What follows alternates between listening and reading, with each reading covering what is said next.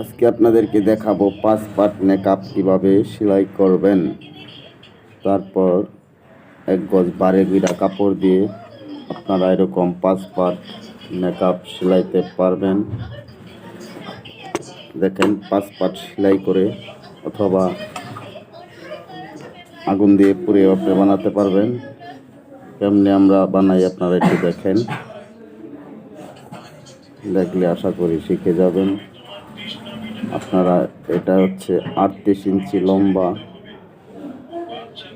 প্রথম 38 ইঞ্চি কাটটা তারপর 3 ইঞ্চি কম করে আপনারা 5 পাট কেটে নেবেন, তাহলে হয়ে যাবে। আর এটা 19 ইঞ্চি লম্বা আছে বড়দের জন্য। যেখানে আমরা 5 পাট সেলাই করে ফেলেছি, এখন একটি বর্ডার বানাবো। তারপর 2 মাথায় 2টা ফিতা লাগাই দিবেন, তাহলেই নেকআপ হয়ে যাবে।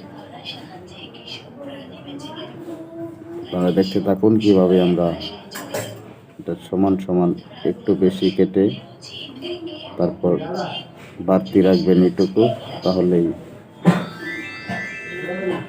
হয়ে যাবে। দেখেন কেমন বানাতে হয়।